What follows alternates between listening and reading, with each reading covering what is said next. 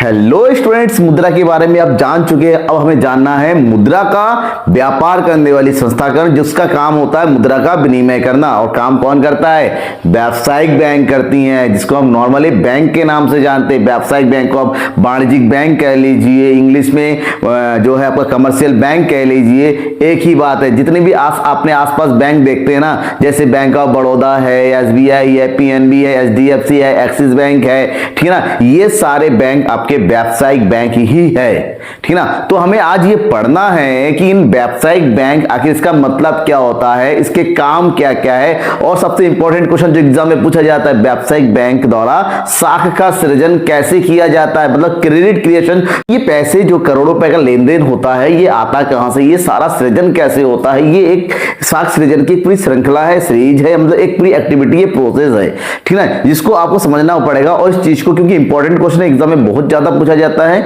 मैं आपको इस टॉपिक को इस क्लास के लास्ट में बताऊंगा, ठीक है। शुरू करते हैं पॉइंट टू पॉइंट। सबसे पहले हमें समझना पड़ेगा कि आखिर व्यापारिक बैंक यानी कि व्यावसायिक बैंक होता क्या है, किसे कहते हैं। इसकी मीनिंग को समझे तो प्रोफेसर किनली ने इसकी मीनिंग को बहुत बढ़िया तरीके से बताया है। उन्होंने बताया है कि बैंक एक ऐसी संस्था है जो लोगों की सुरक्षा का ध्यान रखते हुए उनकी आवश्यकता के अनुसार उन्हें ऋण प्रदान करती है तथा लोग अपना पैसा उसमें जमा करते हैं। इसका मतलब होता है एक ऐसी संस्था जहां पर लोग अपनी पैसे को बैंकों में जमा करते हैं और जरूरत पड़ने पर उनको निकालते हैं और आवश्यकता पड़ने पर वहां से ऋण भी लेते हैं। जो इंस्टीट्यूट ये सारे चीजों को एक साथ करती है, बेटा ध्यान में रखना, उसी को बैंक कहते हैं। क्योंकि बहुत सारे फाइनेंशियल इंस्टीट्यूट ऐसे हैं, वित्तीय संस्था है, जो केवल या फिर लोन बांटती हैं या फिर लोगों को पैसे को जमा करती है, अलग अलग तरह के काम करती है। लेकिन जो संस्था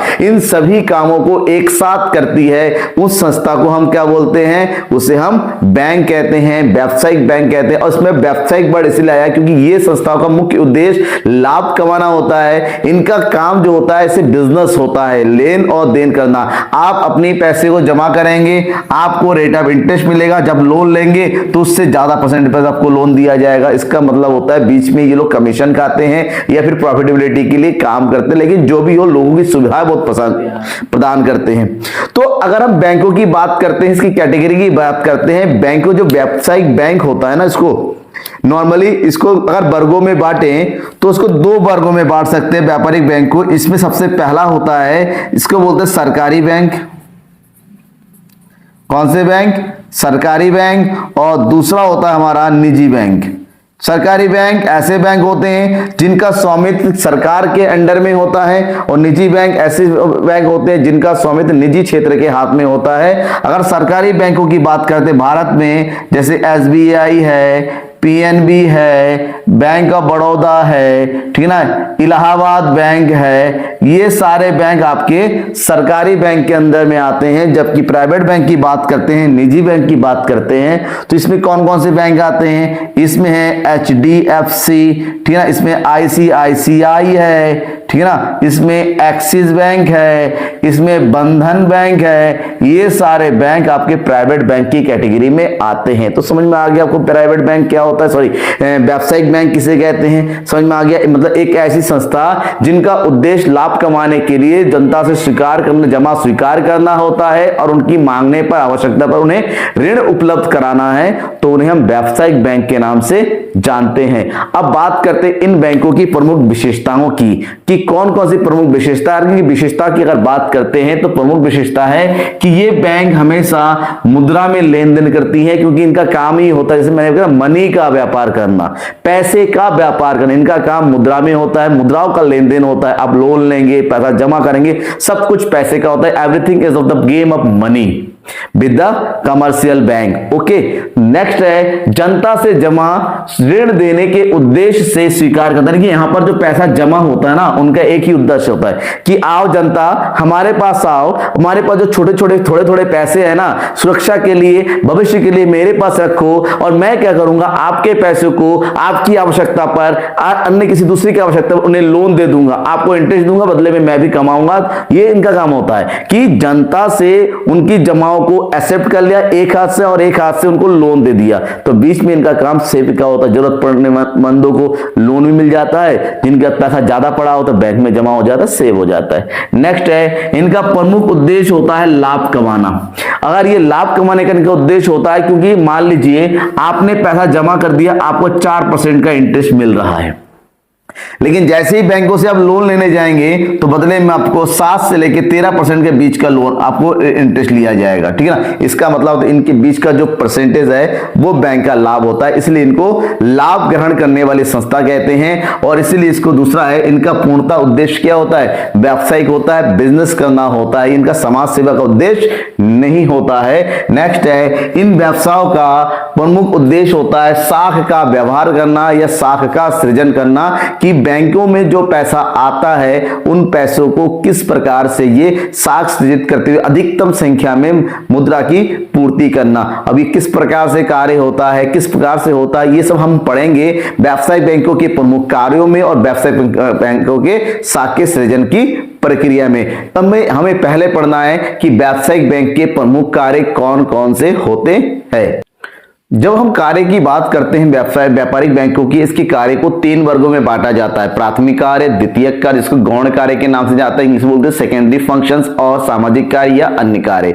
तो इन तीनों कार्यों को विस्तार से समझना होगा। विस्तार से समझने के लिए आप थोड़ा सा गौर कीजिएगा बोर्ड पर। बोर्ड में मैंने तीनों कार्यों के इंपॉर्टेंट पॉइंट को लिख रखा है और इन तीनों कार्यों को मैं एक्सप्लेन करूंगा आपको, ठीक है। सबसे पहले अगर प्राथमिक कार्य की बात करते हैं, जो व्यापारिक बैंक है, ऐसा कौन से कार्य जो सबसे मेन सबसे टॉप पोजीशन पे उनको करना होता है, तो व्यापारिक बैंकों के प्राथमिक कार्यों के अंतर्गत 3 इंपॉर्टेंट काम होता है, जिसमें पहला है जमा स्वीकार करना, यानी कि लोगों के पास जो डिपॉजिट होते हैं, जो पैसे होते हैं अधिक मात्रा में जो उनके पास रखे होते हैं, वो अपने पैसे को कहां रखे, तो बैंक वाले फैसिलिटी प्रोवाइड करते हैं कि वो पैसे हमारे पास आके जमा करो, हम उसको सुरक्षित रखेंगे, ठीक है ना। हम सुरक्षा की गारंटी देते हैं, आपके ऊपर उसमें कुछ इंटरेस्ट भी प्रोवाइड करेंगे, तब जनता अपने पैसे को सुरक्षा के इसमें ध्यान में रखते हुए बैंकों में जमा कर देते हैं। दूसरा होता है ऋण प्रदान करना।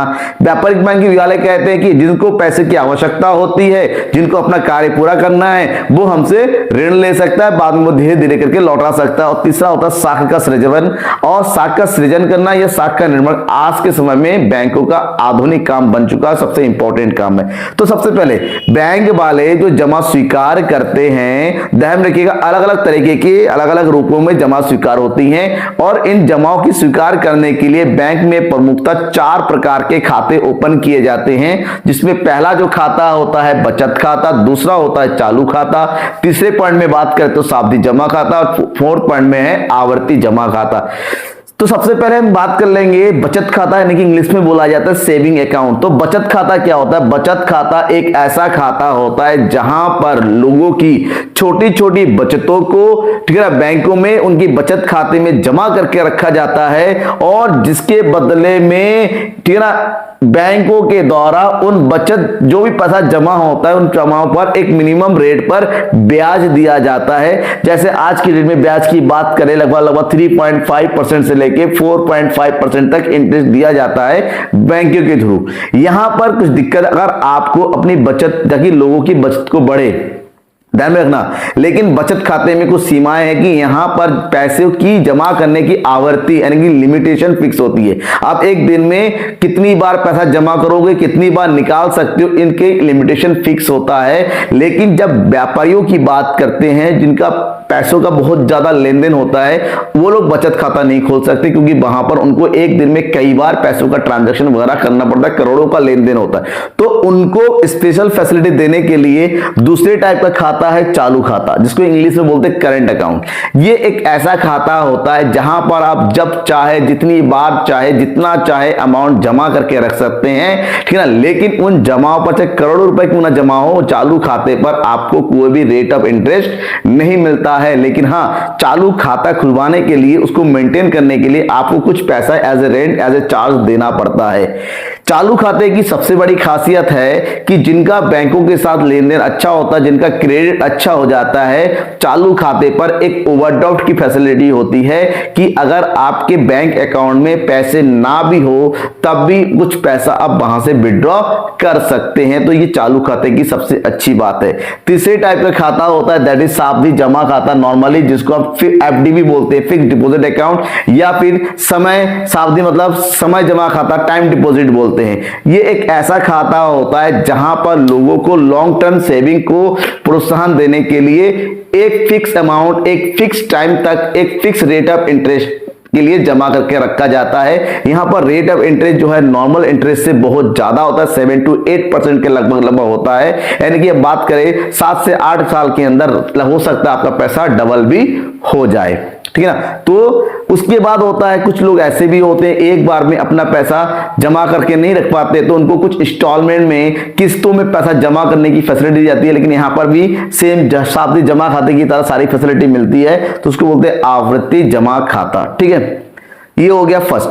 सेकंड होता है ऋण देना, जब लोगों की आवश्यकता पड़ती है, लोगों की जरूरत होती है, जो अपनी सारी जरूरतों को अपने पैसों से पूरा नहीं कर पाते, तब वो लोग ऋण लेने की सोचते हैं। तो बैंक वाले उनकी आवश्यकता के अनुसार, अलग अलग प्रकार की आवश्यकता के अनुसार उनके ऋण यानी कि लोन भी प्रोवाइड करते हैं, उधार देते हैं और उसके बदले में रेट ऑफ इंटरेस्ट लेते हैं। और ये उधार होता है ना, ये भी कई टाइप के होते हैं। जैसे सबसे पहला होता है नगद साख। नगद साख मतलब होता है अपने बैंकों में गए, आपने लोन लिया, आपके अकाउंट में लोन का पैसा ट्रांसफर हो गया। जैसे आपने कार लोन ले लिया, आपने होम लोन लिया, आपको कैश पैसा मिलता है इसमें, ठीक है ना। आपने पर्सनल लोन ले लिया, कई तरह के लोन हो सकते हैं जो आप लेते हैं और अपनी आवश्यकता पूरी कर लेते हैं। और उसके बाद जैसे आवश्यकता पूरी हो जाती है, आप धीरे धीरे किस्तों में, इंस्टॉलमेंट में आप अपना पैसा क्या करते हैं, बैंकों के वापस करते रहते हैं। उसके बाद होता है अधिविकास। अधिविकास का खाता मैंने अभी बताया था, वो चालू खाते के अनुसार कि जब लोगों के अकाउंट में पैसे नहीं होते हैं, जीरो बैलेंस हो जाता है, लेकिन उसके बावजूद भी उनकी पैसे की आवश्यकता बढ़ती है, तो अधिविकास एक ऐसी फैसिलिटी होती है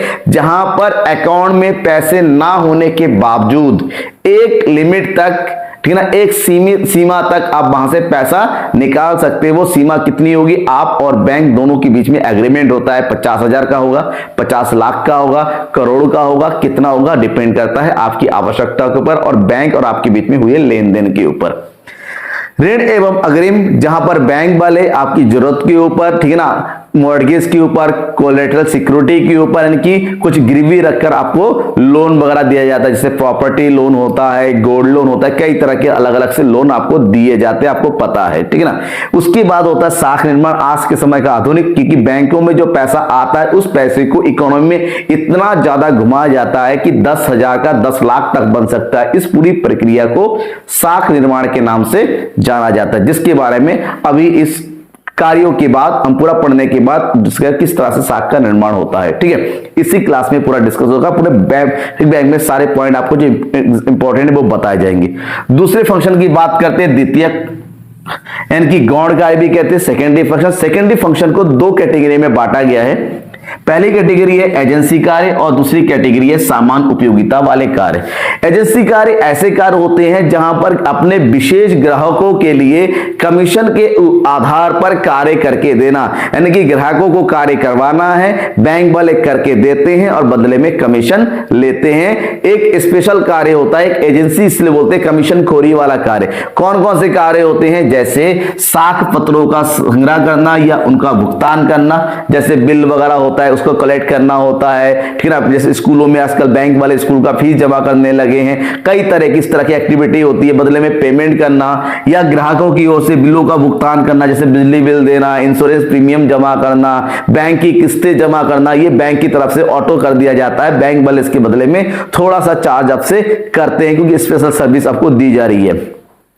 प्रतिभूतियों का क्रय विक्रय, आज के डेट में बैंक वाले भी शेयर मार्केट में, गोल्ड मार्केट में, फॉरेन एक्सचेंज मार्केट में काम करने लगे हैं। तो ग्राहकों के लिए वो स्पेशल इस तरह की फैसिलिटी प्रोवाइड करते हैं कि बैंक की तरफ से, ठीक है, बैंक वाले अपने ग्राहकों के लिए शेयरों का क्रय विक्रय करते रहते हैं। नेक्स्ट है धन का हस्तांतरण। आप अपने घर में बैठे बैंक के ऐप के थ्रू ई बैंकिंग का प्रयोग करते हुए या बैंक से आरटीजीएस, एनईएफटी कर सकते हैं और किसी दूसरे के अकाउंट में जितना चाहे अमाउंट अमाउंट आप आसानी से ट्रांसफर कर सकते हैं। तो ये बैंक की एक बहुत ही अच्छी और स्पेशल फैसिलिटी होती है। ये उनके लिए होता है जो चाहता ही फैसिलिटी लेना। जैसे आप डीडी बना के ले लीजिए, आप किसी को चेक दे रहे हैं, चेक का ट्रांसफर करना होता है, ये सारे बैंक वाले अपने ग्राहकों के आदेश पर ही पूरा करते हैं।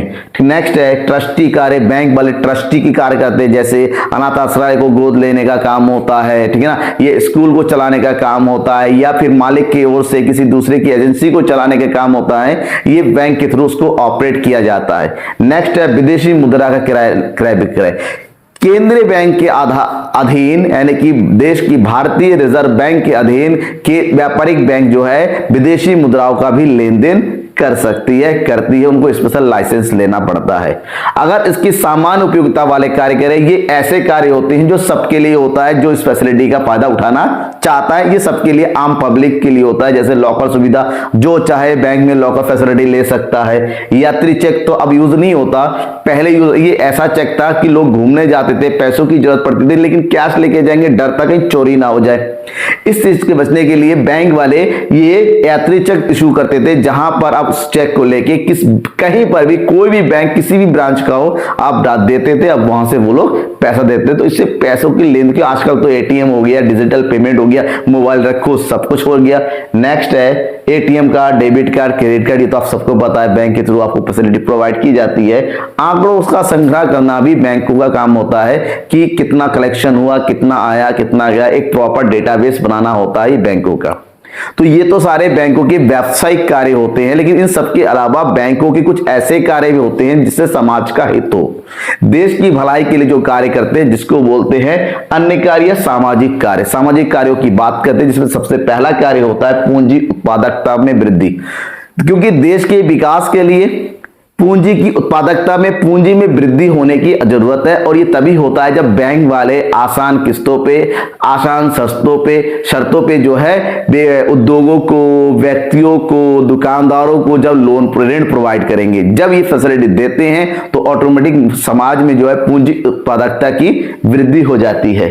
रोजगार का सृजन, जितना ज्यादा व्यावसायिक बैंक होगा, उस बैंक में काम करने वाले लोग चाहिए होंगे, उतना ही ज्यादा रोजगार का सृजन भी होता है। यानी कि व्यावसायिक बैंक वाले समाज के लिए, यहाँ के देश के लोगों के लिए रोजगार का भी सृजन करती है। नेक्स्ट है विनियोग को प्रोत्साहन। बैंक वाले बीच बीच में स्पेशल स्कीम निकालती हैं कि कम रेट पर लोन ले लो, जैसे मुद्रा लोन हो गया, कई तरह के लोन होता है कौशल विकास योजना के अंतर्गत, ताकि लोग लोन ले और अपने व्यवसाय को शुरू कर सके और विनियोग ज्यादा से ज्यादा, इन्वेस्टमेंट जिसको बोलते हैं, ज्यादा से ज्यादा बढ़े। सरकार को सहायता प्रदान करती हैं स्पेशल तरीके, सरकार के कई तरह के कार्यों को केंद्र वो व्यावसायिक बैंक पूरा करती हैं। इसके अलावा ग्राहकों को भी विशेष प्रकार से, जैसे वित्तीय सहायता प्रदान करना, इंश्योरेंस का काम प्रोवाइड कर देना, उनको अच्छी सलाह देना, ये सब भी बैंक वालों के द्वारा किया जाता है। तो ये रहा व्यावसायिक बैंकों के सभी प्रमुख कार्य, ठीक है ना। अगर कोई एक पॉइंट आपको समझ में नहीं आया तो मुझे कमेंट बॉक्स में कमेंट बताइए, क्योंकि अभी जो पॉइंट मैं बताने जा रहा हूं वो सबके लिए बहुत ही ज्यादा इंपॉर्टेंट है और एग्जाम में भी अक्सर पूछा जाता है। पॉइंट क्या है? साख का सृजन कैसे किया जाए। ठीक है, चलिए शुरू करते हैं, देखते हैं बैंक के द्वारा साख का निर्माण कैसे किया जाता है। ये समझने से पहले साख होता क्या है। साख का मतलब होता है उधार। देखिए, एक व्यापारिक बैंक का काम इतना ही नहीं होता है कि लोगों से पैसे को जमा करे।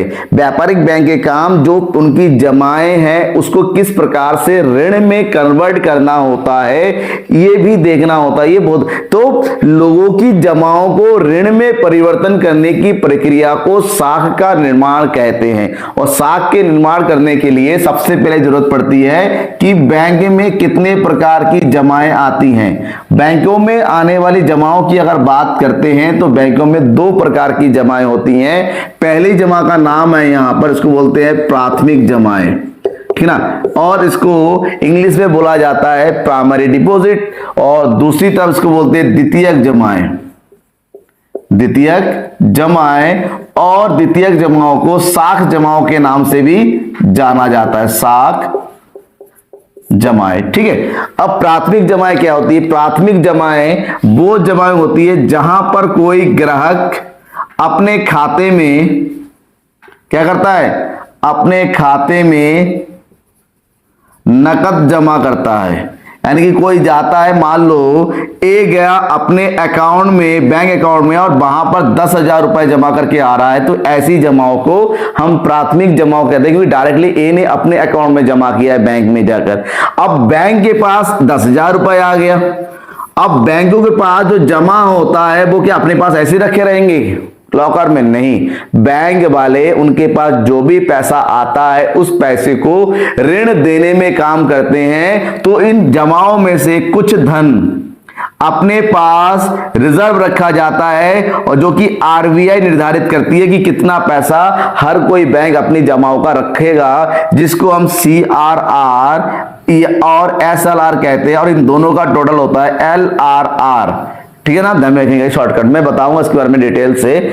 और जब उनके पास पैसा आता है, इन पैसों को बैंक वाले क्या करते हैं, जो उधार लेने वाले होते हैं, यानी कि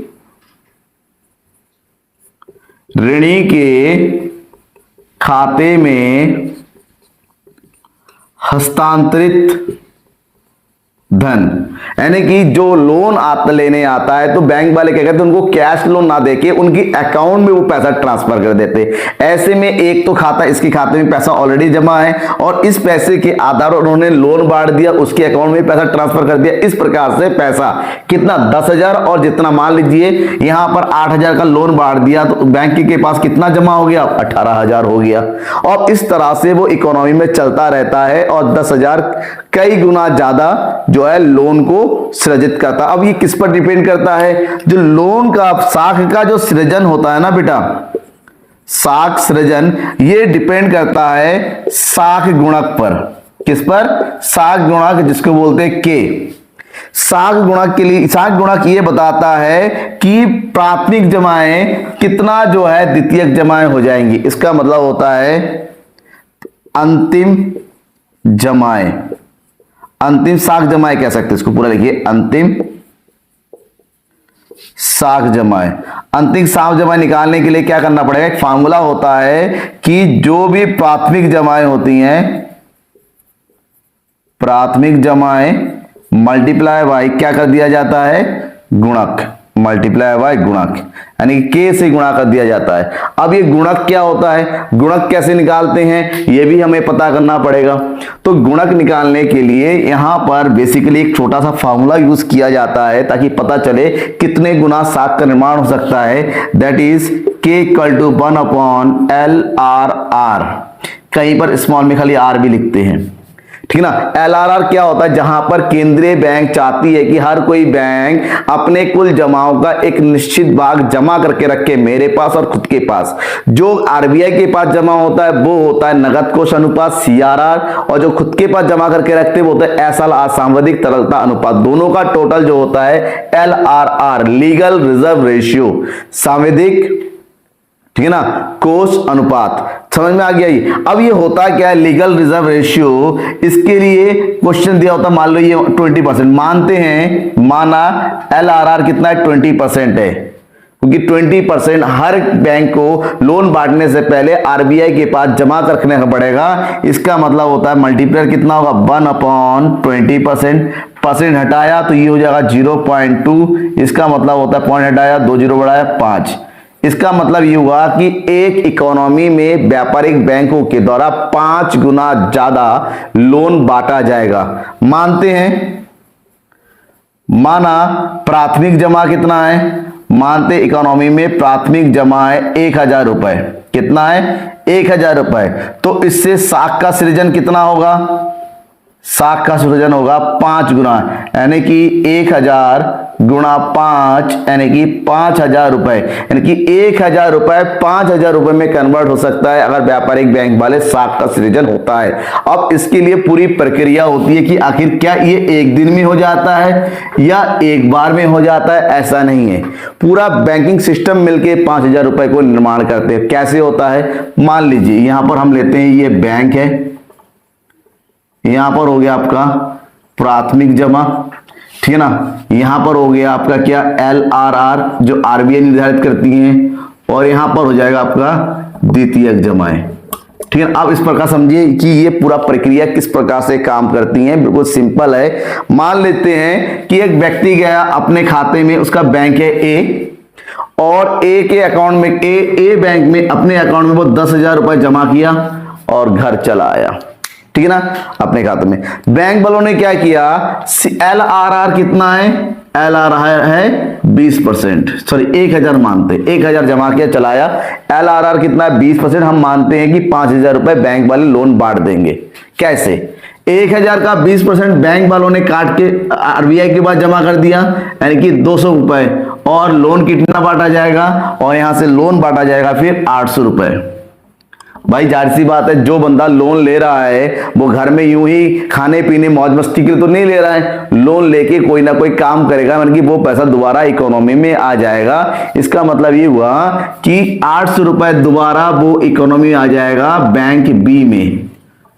बैंक बी वाले उस 800 में से दोबारा 20%, क्योंकि जो LRR होता है सभी बैंकों के लिए होता है समान रूप से, तो यहां पर इसका 20% यानी कि 160 रुपए RBI के पास चला जाएगा, और बाकी का पैसा दोबारा एज ए लोन वो बांट देंगे। कितना लोन चला जाएगा, 0 4 7 में से गया 640 रुपए, 640 से दोबारा इकोनॉमी गया, इकोनॉमी में जिसके पास गया वो दोबारा से लोन बांट देगा, यानी कि जमा करते अपने उसने अपने अकाउंट में 640 रुपए जमा कर दिया।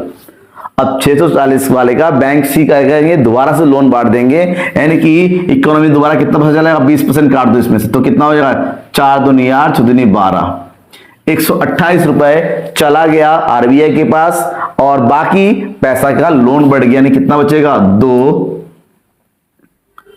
ठीक है 2, और इधर उधर का 1, इधर बचेगा 6 में से 1 गया 512 रुपए। इस तरह से ये प्रक्रिया आगे चलती रहती है, ये तब तक चलती रहेगी जब तक ये जो पैसा जीरो ना हो जाए। ऐसे में सब लास्ट में जोड़ेंगे तो LRR और CRR ये लगभग आपका कितना हो जाएगा, 1,000 रुपए हो जाएगा, यहाँ लगभग 4,000 हो जाएगा, और टोटल जमा हमारा कितना हो जाएगा, 5,000 हो जाएगा। इसका मतलब होता है 7 का सृजन 1,000 और 4 दैट इज 5,000। इसका मतलब इकोनॉमी में दोनों का जोड़ दिया जाए तो ये 10,000 का निर्माण कर लेता है 1,000 रुपए जमा होने से। इसी को बोलते हैं साख निर्माण की प्रक्रिया। और हमारी इकोनॉमी में एक्चुअली में इतने पैसे नहीं है जितने का लोन बढ़ता है। लोन कैसे बढ़ता है वो मैंने बता दिया, एक बैंक से दूसरे बैंक, दूसरे से तीसरा, इस तरह से, ठीक है ना, 1,000 रुपए उसके कई गुना ज्यादा में कन्वर्ट हो जाता है। ठीक है, मेरे ख्याल से आपको ये पॉइंट समझ में आ गया। एग्जाम के लिए बहुत ज्यादा इंपॉर्टेंट है। इसमें कोई डाउट रह जाए तो कमेंट बॉक्स में तुरंत उठाइए, टाइप कीजिए और मुझे कमेंट करके बताइए। नेक्स्ट क्लास में हम पढ़ने वाले हैं किसको, आपको पता होगा, स्माइल कर लिया आपने, दैट इज हाँ, केंद्रीय बैंक के बारे में पढ़ने वाले हैं। शेयर करना मत भूलिए।